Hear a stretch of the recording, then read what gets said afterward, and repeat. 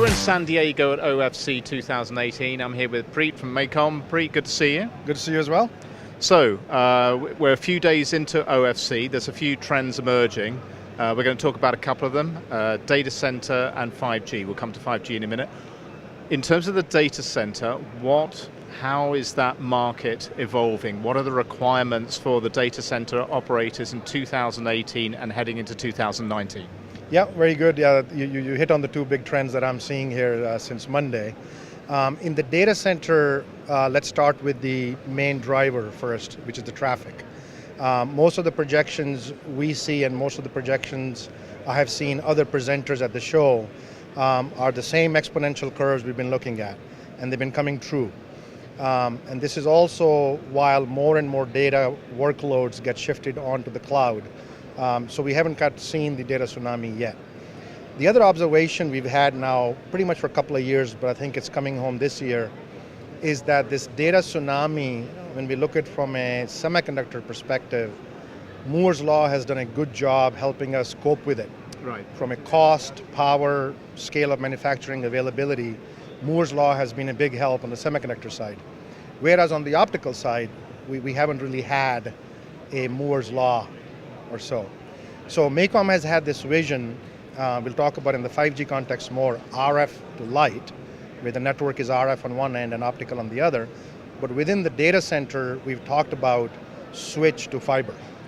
Okay. So the way to bring about the kind of innovation that allows us to bring the benefits of Moore's Law on the data center is, first of all, you have to have the signal chain on the transmit side and the receive side well understood. You create the best of breed components. Then you have the complete solution, you optimize the solution. So in MACOM's case, we have the electronic side all covered from switch, and we also have the optical engine. From a LPIC, or laser photonic IC, on the optical engine side, and also now the APD on the receive side. We already had the drivers, the CDRs, the TIAs in-house already. Okay. We've also added to the portfolio last year the PAM4 PHY, which we believe is fundamental for 100 gig single lambda, and we're demonstrating both 100 and 400 in our booth here today. So the point is, you got to own the signal chain, switch to fiber, so that you can innovate at the solution layer, not just at the component layer. Once you innovate at the solution layer, you now got to package it nicely into a reference design. Because your customers on the optical side, which traditionally has been a boutique manufacturing kind of a supply chain, needs to get into mass manufacturing akin to the semiconductor scales. Right. So when we provide our customers at a higher value integrated product, call it an optical subassembly, a TOSA or a ROSA, not just the individual components, although they're welcome to buy that as well, we allow our customers to decrease the time to market. Not only time to market, from a mass production perspective, there has to be scalability. Right.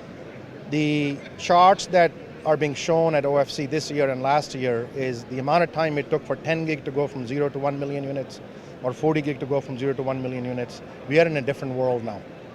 You have to go from 0 to 4 million units in your first year, which is what happened last year. Right, wow. So how do you allow a supply chain to scale that much faster? The traditional supply chain ain't where it's going to happen. So we are innovating at that layer as well. We're working with our supply chain partners to enable them to build the modules with a higher level of integration that we provide, higher layer of technology we provide, and then help them with the manufacturing test yields so that they can be a mass scale industrial class production chain in the optical side. So going back to the original problem set, there's a data tsunami underway, nobody's arguing that. We have Moore's Law on our side of the physics on the semiconductor space, and MACOM is trying to get the switch to fiber components, solutions, OSAs, and the supply chain in place to bring similar cost and power benefits on the optical side as well.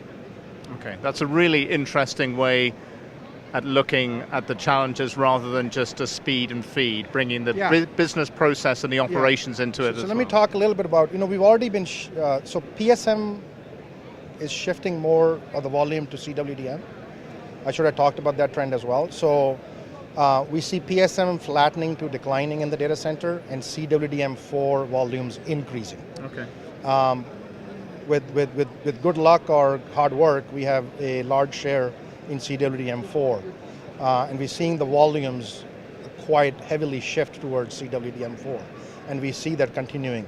We were very encouraged to see data by third parties, both our customers and other third parties, on how the CWDM actually tracks sort of the data tsunami kind of curve and starts to grow and grow and grow.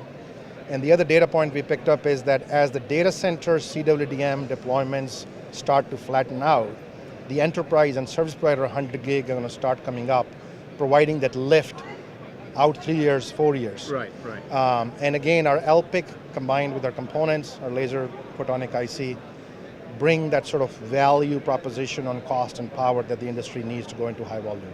And we're already shipping into it. Okay, excellent. And then the other trend that has emerged here and come quite a big deal, a big talking point is 5G. Now, I was at Mobile World Congress a couple of weeks ago. Obviously, 5G was the big trend there as well, but very much on the radio access side and when will devices be ready. But people don't really want to get down and dirty so much and talk about the underlying transport layer or, you know, edge computing and analytics, the things that make everything else work. So what is the opportunity here for the OFC community to help deliver 5G? Yeah, very good observation, and I agree with you. Last year OFC, unless I missed it, there's not a lot of talk of 5G. The fact of the matter is we've been engaged with the community of OEMs that's building 5G equipment and the networks for quite a bit. And that's thanks to MACOM's vision of RF to light. So just to step away from the optical domain for a second, MACOM has its roots and core strengths in the RF space as well. And we've been engaged with the 4G base station providers who have been doing 5G architectural work for quite a few years, and we've had the fortune of being engaged with them early on. Now, the data is transmitted and received at the RF layer. In my data center analogy, I talked about switch to fiber. In the 5G analogy, MACOM thinks of antenna to baseband. Okay. So we transmit the bits into the air, we receive the bits on the antenna side.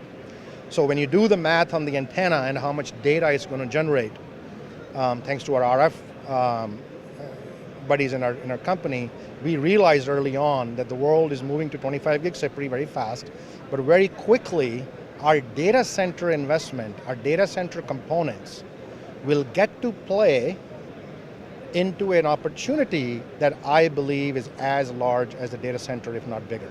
Wow. And there's some very interesting architectural evolution data points that point us towards that. Compared to 4G, we'll have 5 to 10x the number of antennas. Right, yeah. So the AAU, which replaces our remote radio unit, now becomes active antenna unit. Each active antenna unit will generate 5 to 10x, 20x in some cases, the data that an RRU was generated. So therefore, the optical penetration in what we call an RF wireless network is going all the way to the antenna. So that's beautiful. That means the optical TAM just grew. Now, if you look at the 5G network, there's opportunities galore. Yeah. There's the front haul, which is the piece closest to the antenna, and then the mid haul, back haul. It was also very encouraging at OFC this year to see a lot of service providers talk about breathing new life into PON in terms of next G PON, 10G PON, which could be used as an access technology. Yeah. So our products that we're showing here in terms of SIPRI, our 100 gig single lambda PAM4 is also going to be used for the aggregation of these nodes coming out of the antennas. And then PON product line gets new life breath into it. So both our data center portfolio, which sees a footprint in 5G, and our coherent portfolio in the metro long haul space, where now you got to aggregate all this data in the metro ring, and then long haul, and then to the core. Then last but not the least, there's a new class of data center. 5G has a very, very strong latency requirement. You cannot move all the mobile data into a cloud that might be situated far away and introduce latency. So the whole notion of edge compute, or some people are calling it the fog, the distributed cloud. The distributed cloud is nice and beautiful. Why is it beautiful? The optical link going all the way to the antenna and the other end being tethered to the cloud data center or the fog or the edge compute. And then inside the data center, it looks exactly like a data center. So that's why we believe that the investments we made in the data center and the metro long haul all of a sudden have a larger TAM to play in. And it's not futures. Yeah. It's now. We are shipping product now that's going into these early field trials and so on and so forth. Yeah. Last but not the least, the place in the network where you packetize that RF signal, there's going to be a point-to-point link that needs to be secure. So security is going to be a big deal.